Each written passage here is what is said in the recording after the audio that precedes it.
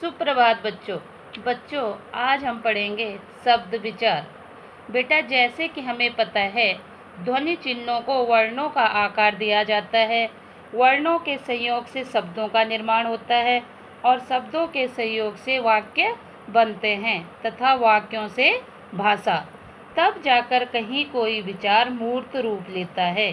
शब्दों के बिना भाषा का कोई अस्तित्व नहीं होता है, यानी भाषा के लिए हमें शब्दों की आवश्यकता होती है।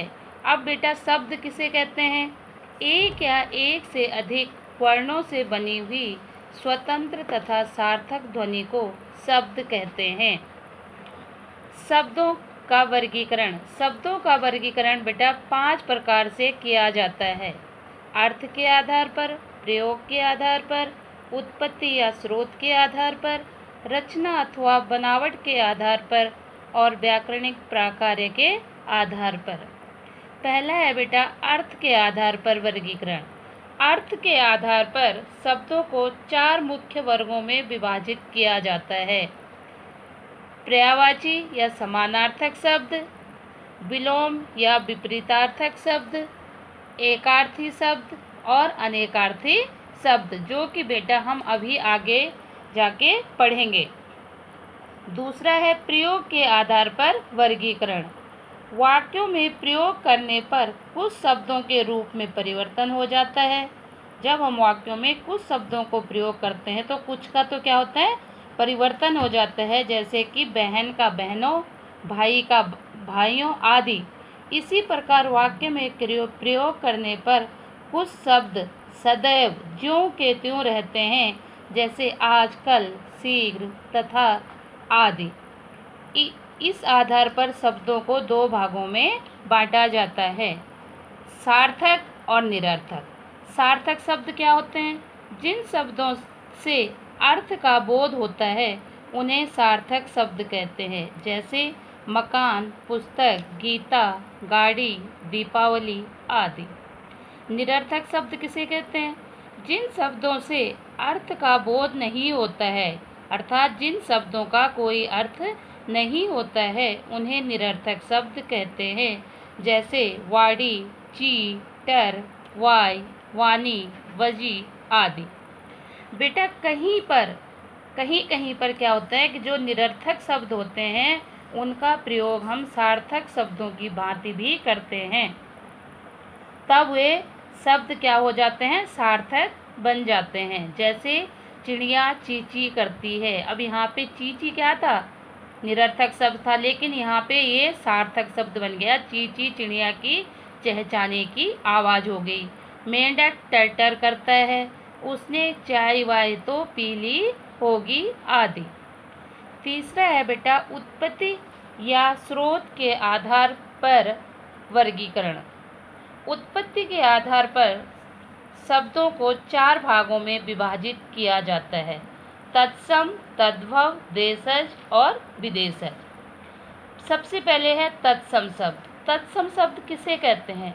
वे शब्द जो बिना किसी परिवर्तन के ज्यों के त्यों संस्कृत भाषा से हिंदी में प्रयोग किए जाते हैं, उन्हें तत्सम शब्द कहते हैं, जैसे अग्नि, ग्रह, सर्प, पत्र आदि।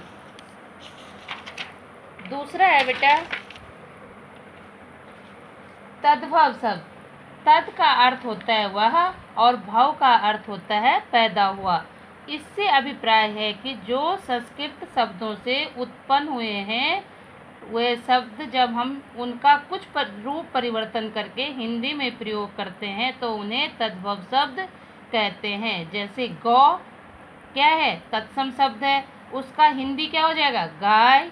हस्त का हाथी, आम्र का आम, ताम्र का तांबा आदि।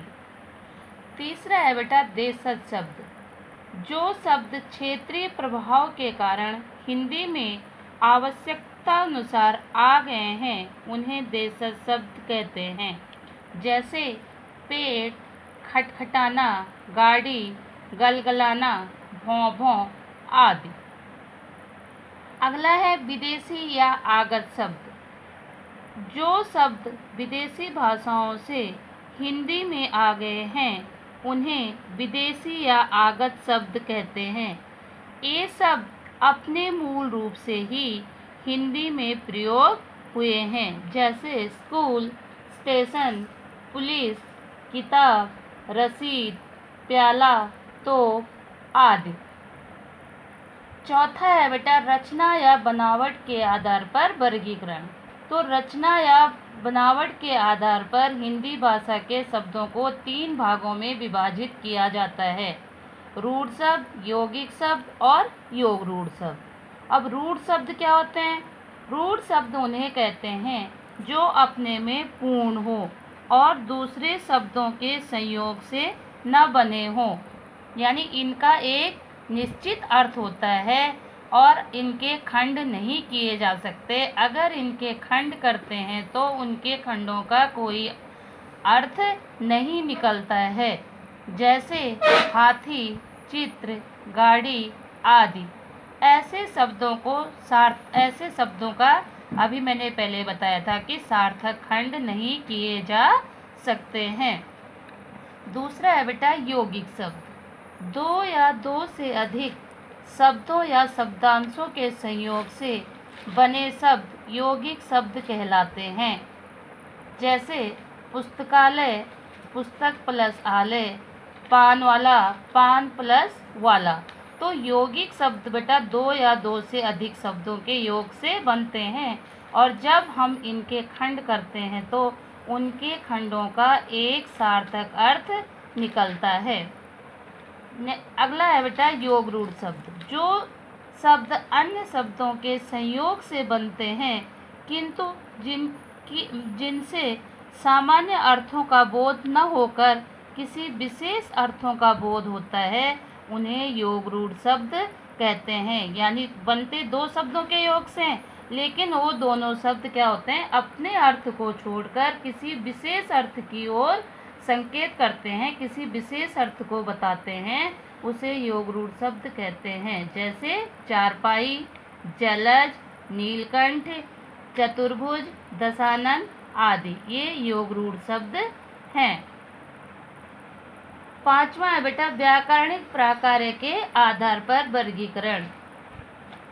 इस व्याकरणिक प्राकार्य के दृष्टि से शब्द के 8 भेद होते हैं: संज्ञा, सर्वनाम, क्रिया विशेषण, क्रिया विशेषण, संबंध बोधक, समुच्चय बोधक, विस्मयादि बोधक। इनका बेटा हम विस्तार से इनको आगे पढ़ेंगे। तो बेटा ये पार्ट आपको पढ़ना है और ये वीडियो देखकर समझना है। धन्यवाद।